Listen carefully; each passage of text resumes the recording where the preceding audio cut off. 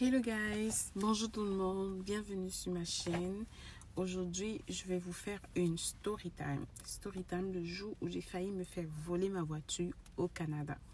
Alors, je vous raconte. Avant, c'était quand j'habitais en appartement, on avait comme un parking à l'extérieur là où on pouvait parquer, c'était gratuit. Et moi, j'avais souvent l'habitude, c'était en été, j'avais souvent l'habitude de sortir de la voiture et d'oublier de verrouiller la voiture. Des fois même, parce que j'avais une toute petite voiture, une Kia, j'oubliais parce que quand il faisait chaud, vu que c'était en été, la clim ne fonctionnait pas dans la voiture. Je baissais les vitres de la voiture et quand j'arrivais à la maison, au parking, je parquais et j'oubliais des fois de monter la vitre. C'était arrivé comme ça 3-4 fois. Genre, c'est quand après je ressortais parce que on avait deux voitures. Mon mari avait sa voiture, j'avais une voiture. Bon, il n'y a pas de voiture de quelqu'un, genre on avait deux voitures. Peut-être que ça arrivait, les fois où je m'étais rendu compte, c'était quand peut-être après on devait sortir en famille, lorsqu'on sortait parce que on avait un autre parking souterrain en bas de l'immeuble, mais c'était juste une seule voiture qui pouvait parquer. Fait que c'était la voiture que mon mari utilisait beaucoup plus qu'on parquait au parking souterrain. Quand on sortait en famille et tout, c'est là où je me rendais compte que j'avais pas fermé les vitres. Je descendais de la voiture, je partais, je cherchais encore les clés à la maison et je refermais les vitres. C'est arrivé comme ça plusieurs fois, ou peut-être quand je sortais, vu que c'était l'été, quand je sortais peut-être pour, je sais pas, marcher avec des enfants, je me rendais compte que les vitres étaient baissées. Ça m'arrivait d'oublier comme ça plusieurs fois. Maintenant, le fameux jour, je sais pas, je sais même pas. Je pense que j'étais allée à l'école parce que je fréquentais aussi de nuit la période là. Je fréquentais de 18h à 23h du lundi au vendredi. Donc ça se peut, je me rappelle plus trop bien, mais ça se peut. J'étais allée à l'école la veille, je suis rentrée de l'école, j'étais fatiguée, je n'avais pas verrouillé la voiture et je suis rentrée à l'immeuble. Sauf que le lendemain maintenant, j'avais vu que je fréquentais de soir. En journée là, c'était le moment pour moi de faire mes courses et tout. Le lendemain, je prévoyais faire des courses, aller à Maxi, faire quelques achats de la maison et tout. Je prends les clés de la voiture, je déverrouille la voiture, genre, j'ai même pas prêté attention si c'était verrouillé ou pas. Je déverrouille avec la clé, là, quand tu appuies, pip, là, j'entre dans la voiture, je prête pas attention. Quand je veux mettre la clé pour démarrer, que vois-je là? Je vois que là où on met la clé là, c'est genre cassé, genre comme si la personne a voulu dévisser carrément pour retirer le volant. Je sais pas c'était quoi, à quoi il pensait et tout. Mais je vois que c'était brisé là. Et quand je regarde de plus près, il y a une clé qui était bloquée à l'intérieur en plus de ça. Fait que la personne qui a essayé de voler la voiture a pris, je sais pas, peut-être ils ont des clés passe-partout, je ne sais pas, j'en ai aucune idée. Ou peut-être il a vu c'était la Kia, il avait aussi une clé Kia, je ne sais vraiment pas. Il a mis à l'intérieur de la voiture. Apparemment, il a voulu forcer, la clé s'est cassée à l'intérieur. Et après, je sais pas, peut-être il voulait retirer le truc parce qu'il a carrément dévissé. Il a carrément ouvert le truc, c'était carrément ouvert et tout ça là, comme s'il voulait à la limite retirer le volant. Je sais pas trop c'était quoi son idée. J'étais comme scandalisée. Oh my God. Fait qu'on vole aussi les voitures au Canada. Et même si on veut voler les voitures au Canada, c'est le style de voiture-ci que j'ai qu'on va voler. Seriously? Parce qu'en gros, ma voiture, c'était une petite voiture Kia. Genre, je venais d'arriver au Canada. Ça faisait comme 1 an et demi, là. Ça faisait comme 1 an et demi que j'étais au Canada. Et c'était ma toute première voiture parce que je venais d'apprendre à conduire. La voiture, quand j'ai eu mon permis ici, le permis du Canada, c'est la première voiture que mon mari a achetée pour que je conduise. Là, on ne devait pas acheter une grosse voiture pour que je conduise. Déjà que, voilà, on ne devait pas s'endetter aussi parce que c'est aussi l'une des règles. Ce que les gens oublient souvent au Canada, c'est que c'est facile d'avoir des grosses voitures ici au Canada parce qu'on te finance. Mais nous, on n'avait pas voulu avoir une grosse voiture vu que c'était un premier départ. En plus, tu peux avoir une grosse voiture, tu viens d'avoir un permis et tout. Tu peux pas cogner quelqu'un là et tout. C'est que c'était une petite voiture Kia qu'on avait achetée en occasion. Là, je sais plus, c'était 2700 $, 3000 $, un truc de ce genre. Genre, avec toutes les voitures qu'il y avait au parking là, parce qu'il y avait quand même assez de bonnes voitures, de grosses voitures au parking. C'est genre ma voiture, la petite voiture là qu'on veut voler. Maintenant, après, je me dis, bon, peut-être, il n'y a pas de petite voiture, de grosse voiture et tout.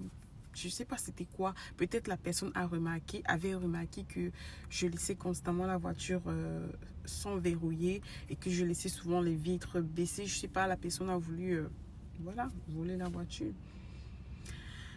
Fait que là, je commence à paniquer, j'appelle mon mari, je lui explique la situation et tout. Fait que le soir, maintenant, lui, quand il rentre, il applique des astuces qu'on lui a données là et tout.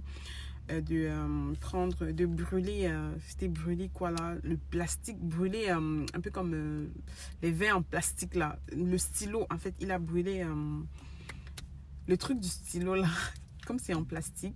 Et d'enfoncer à l'intérieur, là où on met la clé là, de tirer. Genre, les gens disaient que ça retire souvent la clé qui est bloquée. Genre, nous, on s'inquiétait dans l'optique où, bah, étant donné qu'il n'a pas volé la voiture, il faut qu'on retire le bout de clé de la voiture.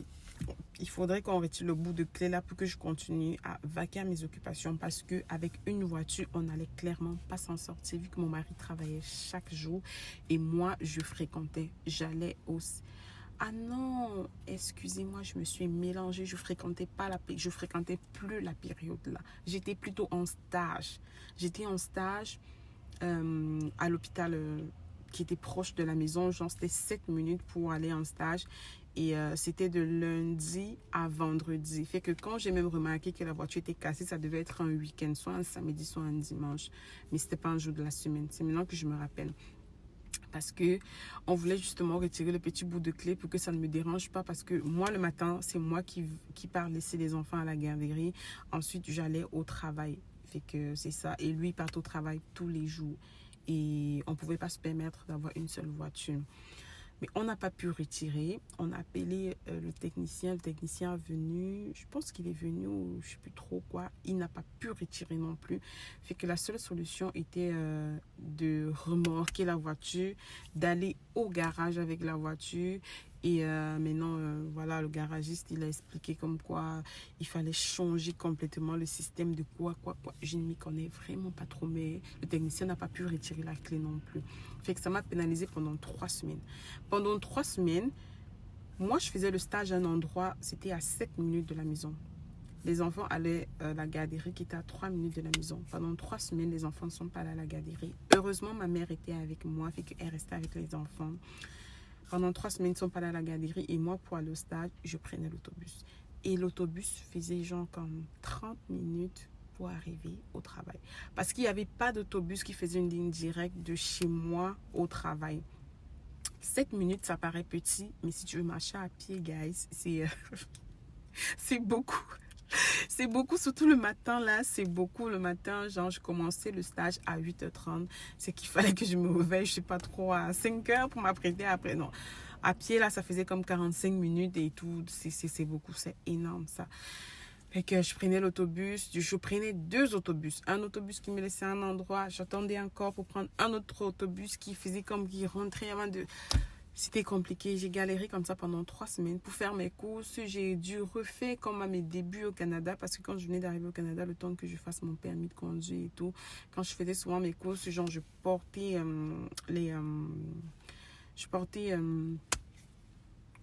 mes courses là, en tout cas dans des sacs là, mes courses en main là, surtout que quand je vais faire des courses, je ne peux pas faire juste 1, 2, 3 courses. Je faisais quand même assez pour que ça fasse genre 1 semaine, 2 semaines. Mais là, je pouvais même plus faire les courses de 2 semaines. Genre, je faisais juste 1 semaine pour que ça soit pas très lourd à porter. Ça me rappelait mes débuts au Canada quand je transportais souvent de lourds sacs là qui étaient lourds, vraiment lourds là. Quand je finissais le travail, il fallait que j'aille faire des courses. Après, je tirais mes courses, je courais derrière l'autobus parce qu'après, il faut regarder là. C'est toujours l'autobus, en fait, c'est en fonction de l'autobus, en fait, que tu vas devoir te déplacer, que tu planifies tout. En fait, c'était compliqué, c'était vraiment difficile. C'est là où je me suis dit, ah mon Dieu, c'est difficile. Encore que moi, à mes débuts, j'ai pas duré longtemps comme ça parce qu'après, bon, j'ai eu une voiture et j'avais la chance aussi, mon mari était là. J'imaginais seulement ceux qui viennent en tant qu'étudiants, qui n'ont personne, qui sont tout seuls et tout. Mais voilà aussi, en même temps, quand ils font des courses, c'est pas beaucoup parce que moi, j'avais une famille, j'étais avec ma mère, mon mari et mes enfants. Donc, fait que les courses de la maison étaient beaucoup. Par contre, quand tu es seul, c'est pas vraiment beaucoup. Fait que c'est ça. Après 3 semaines, on a pu réparer la voiture. J'étais tellement contente, mais tellement contente de revoir ma voiture. Ma toute petite voiture qui a là, une voiture rouge. En fait, pour moi, c'était pas la voiture, c'était pas la qualité de la voiture qui importait. C'était, pour moi, la voiture, genre, déjà qu'ici au Canada, la voiture, c'est comme une nécessité. C'est pas trop un luxe. Maintenant, après, il y a des gens qui, en fonction des moyens des gens, qui vont vouloir une voiture de luxe et tout. Chacun a ses envies, voilà. Mais ici, c'est beaucoup plus une nécessité parce que, surtout quand tu as des enfants, quand tu n'as pas une voiture là, l'hiver, tu vas faire comment avec des enfants? Quand il y a des tempêtes de neige, quand il y a de la neige partout, surtout que moi, mes enfants sont très rapprochés, ils sont encore en bas âge. Tu vas mettre d'autres à la poussette. Tu vas, même la poussette là, tu vas même pas pouvoir pousser parce que parfois quand il neige là, le temps que la ville déneige et les trottoirs et tout, ça prend du temps. Tu vas même pas pouvoir pousser. Ça me rappelle toujours quand j'étais encore en autobus. Non, j'étais pas en autobus, j'étais en voiture. J'avais vu une dame là en poussette avec sa fille. Elle avait tellement de la misère elle attendait l'autobus. Elle voulait aller au hangar de l'autobus, mais elle n'arrivait pas à entrer parce qu'il y avait beaucoup de neige sur le passage. Elle avait des difficultés. Après, bon, moi, j'ai vu comment elle avait des difficultés à monter. En même temps, elle m'a appelé pour l'aider, mais moi, je partais déjà vers elle pour l'aider. On a essayé de soulever la poussette ensemble parce qu'elle avait, je pense, les 2 enfants. Il y avait un enfant qui était à la poussette, il y avait un enfant qu'elle avait en main. On a essayé de porter la poussette pour mettre au hangar. Vraiment, ça m'a fait de la peine pour elle. Ça m'a légèrement rappelé toujours mes débuts parce que toujours au début, ma première fille, là, quand je partais à la garderie avec elle, on prenait l'autobus et même en hiver. Mais comme je dis, ma part de période où j'ai pris l'autobus, ça n'a vraiment pas duré. Fait que j'ai pas vraiment galéré. J'ai pas trop galéré dans cette situation-là, mais ça m'a quand même fait de la peine. C'est pour ça qu'ici au Canada, une voiture, vraiment, c'est très, très important. Fait que j'étais tellement contente de revoir ma petite voiture qui a là. Le simple fait de savoir que tu es libre de tes mouvements, que quand tu veux sortir, tu peux décider de sortir à cette heure si précise pour aller à tel endroit. Par contre, entre l'autobus, il va falloir que tu planifies ton déplacement en fonction de l'horaire de l'autobus. Si tu as les autobus qui passent après 30 minutes, tu vas devoir planifier en fonction de l'autobus. Si par exemple, tu veux sortir à l'instant T pour aller voir, je sais pas, quelqu'un ou pour aller à un magasin et que l'autobus vient juste de passer là, le prochain passe dans, je sais pas, 30 minutes, tu es obligé d'attendre. Ou 15 minutes, encore ça dépend. Des gens qui vivent dans des zones métropolitaines là et tout, généralement, le bus là-bas, ça passe peut-être toutes les 10 minutes, toutes les 15 minutes, ça dépend. Mais ceux qui vivent encore un peu plus reculés, là, parfois, c'est toutes les 1 heure de temps que ça passe. Par exemple, actuellement, où je vis ici, je vis dans un secteur un peu reculé. Ici, déjà, l'autobus, dans ma petite municipalité, l'autobus passe juste le matin et le soir.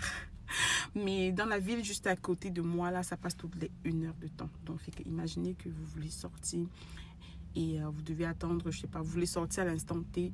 Le bus vient peut-être de passer, ça fait 10 minutes. Vous devez attendre encore 50 minutes pour que le prochain passe. Et fort heureusement aussi, ici, aussi le système de taxi là, qui tourne autour de la région, taxi régional, autant pour moi. Puis que tu peux commander le taxi, c'est super moins cher. C'est le même prix que l'autobus dans mon secteur ici, parce que l'autobus ici, c'est 5 $. Le taxi aussi, c'est 5 $. Fait que, mais si tu charges ta carte à la maison, mais c'est 4,25 $ ou 75, un truc de ce genre.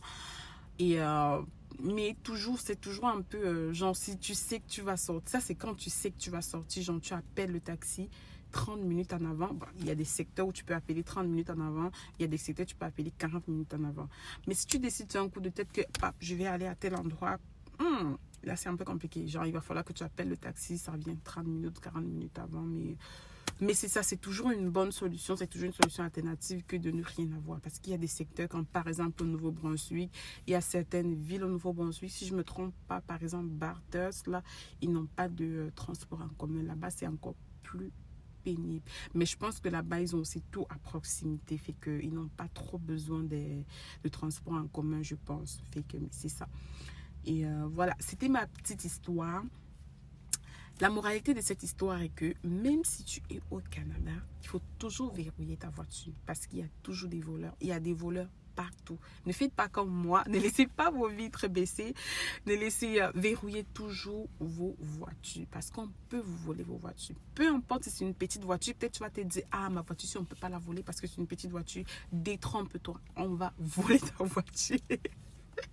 On va voler ta voiture. Même s'ils volent ta voiture, pas te revendre à 1 000 $. Ils n'ont rien perdu. 1 000 $, c'est beaucoup d'argent. Ta voiture peut-être ne vaut rien, ne vaut pas une grande somme, mais ça va beaucoup te pénaliser dans tes déplacements. Ça va beaucoup. Vaut mieux être... vaut mieux appliquer voilà, les mesures de sécurité. Tu sais que tu as bloqué ta voiture, tu as verrouillé ta voiture et voilà, tu seras en sécurité, tu ne seras pas pénalisé et voilà, tu seras tout à l'aise dans ton confort, c'est ça. Peu importe où tu vis, peu importe le pays où tu es, il y a toujours des voleurs. Il y en aura toujours des voleurs, c'est ça. C'était ça le résumé, la morale de l'histoire. Fait que sur ce, je vais devoir vous laisser passer une très belle journée. On se dit à la prochaine et surtout, n'oubliez pas de vous abonner, de cliquer sur la cloche de notification et de me laisser un like, un post. Je suis débutante sur YouTube, fait que donnez-moi la force de continuer les vidéos. Et si vous avez également des idées de vidéos que je pourrais faire, que vous voulez que je fasse, n'hésitez pas à me laisser en commentaire. Si je suis disposée à le faire, je vais le faire parce que c'est pas aussi évident de mon côté. J'ai des enfants et tout, c'est pas facile de faire des vidéos. Parfois, je veux bien faire des vidéos, mais après, tout le temps placer le téléphone avant de faire. Si je respecte les youtubeuses, je respecte les gens qui font de la création de contenu là parce que c'est un travail vraiment difficile. Sur ce, je vais vous laisser. Bisous, bye.